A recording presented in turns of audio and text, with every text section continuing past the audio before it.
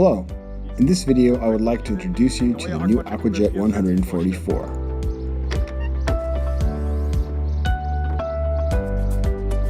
The heart of the unit is an HDP 140 high-pressure pump with a maximum drive power of 140 kilowatts, which equals 190 horsepower. Installed here in the ultra-high-pressure version. In the UHP version, two different plunger diameters are available. With a 20mm plunger, you can reach 2,800 bar or 40 psi, and a 17.5mm plunger will give you 3,200 bar or 46 psi. The Aquajet 144 is a multifunctional high-pressure unit that provides sufficient power for blasting gun operation as well as for partially automated or robot operation.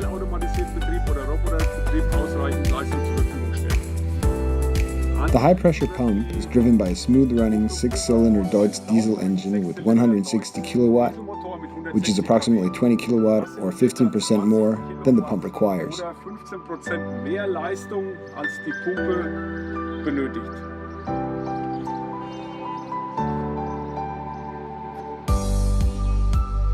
Here's the air tank of the built-in compressed air system.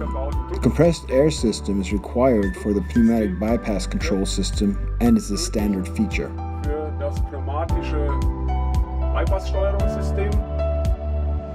The bypass valve, which can be seen here, is used to switch the system from pressureless circulation mode to high pressure mode or back again. This is done via an electrical signal that is connected to this socket right here.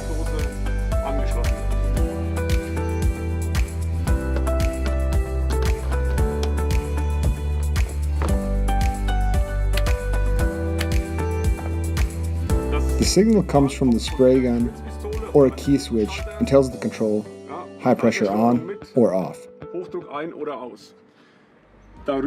Above that, there's an optional connection for an external emergency stop switch. Here, an additional emergency stop switch can be connected and moved directly to the workplace.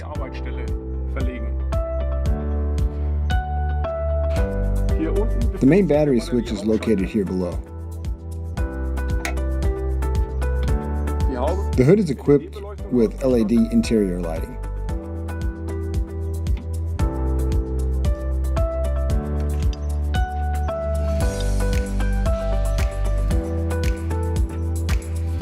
Here's the ES4 control unit.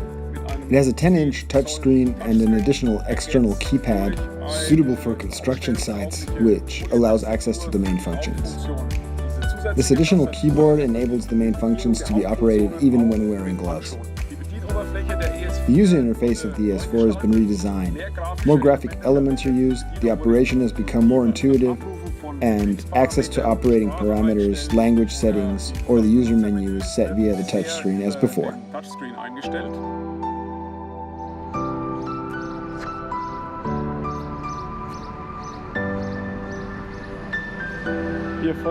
An aluminum storage box is optionally available in which accessories, protective equipment, blasting guns, and cables can be stowed.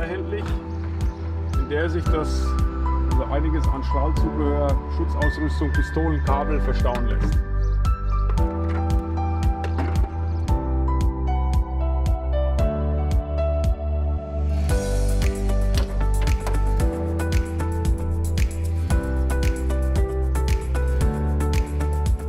Here on the frame, you can see the optional lifting lugs, in case you need to position or move the unit by crane.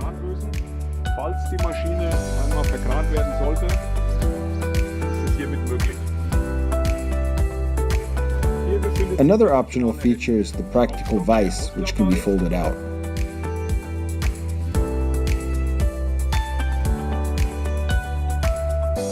Jetzt gehen wir noch ein Stück nach unten. Now let's go a little further down. The exhaust treatment, consisting of a particle filter and an SCR cat, is installed with maximum ground clearance as high as possible to avoid damage when maneuvering.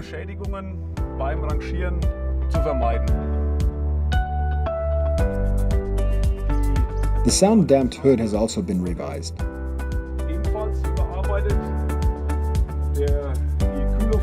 The cooling airflow has been optimized to enable reliable operation with maximum pressure or maximum output, even at extreme outside temperatures of above 40 degrees Celsius or 104 Fahrenheit. The soundproof hood itself consists of rigid foam panels which show excellent soundproofing properties.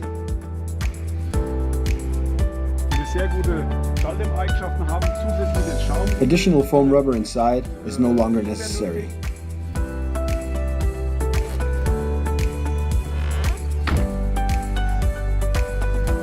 The hood itself has a height of 2 meters, 6'6", which also allows it to be completely opened in park decks, for example.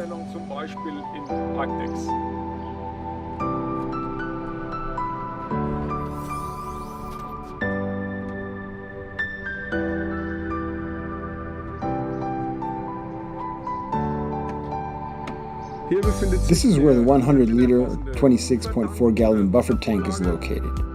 The water runs into the tank from the outside, and the water flow is regulated by a float valve.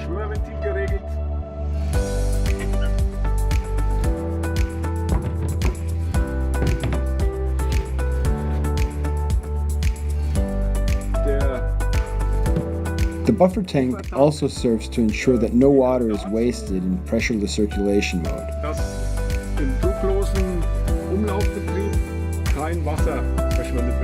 So the water flows from the UHP via the bypass valve back into the buffer tank. And secondary flows, like from the oil cooler or plunger cooling, are collected and returned to the tank while the system is in operation. This is called dry pump design. No water is wasted or goes to the ground. The water flows from the buffer tank into the booster pump. The booster pump is a robust industrial version driven by the diesel engine via a V-belt. The pump housing is made of corrosion-resistant bronze. The booster pump moves the water through the hose to a filter and into the high-pressure pump. The filter itself is also an industrial version. It has a large filter area of approximately 1,600 square centimeters or 248 square inches, and is made of stainless steel with a bronze lid. The filter can be changed in minutes without any special tools. Some sensors are attached to the filter itself, which are used to monitor the high-pressure pump. In this case, they're pressure sensors. One measures the pressure before and one after the filter, which means that the condition of the filter or the degree of contamination of the filter can be monitored. There are a few other sensors. For example, a level sensor that switches off the system if the level falls below minimum.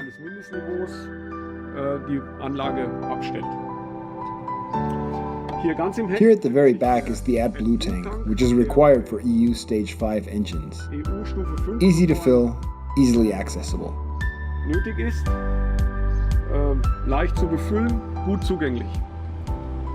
Here in the middle is the filler neck of the fuel tank. The fuel tank is located between the axes and has a volume of approximately 240 liters, which equals a little over 63 gallons. Here in the front, you can see the optional frost protection system. Winter operation of a high-pressure pump is always a challenge. To ease the task, we offer the frost protection system.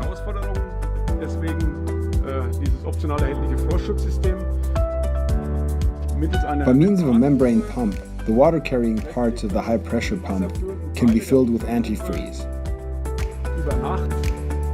And the antifreeze can be pumped back into the storage tank the next morning using the same membrane pump.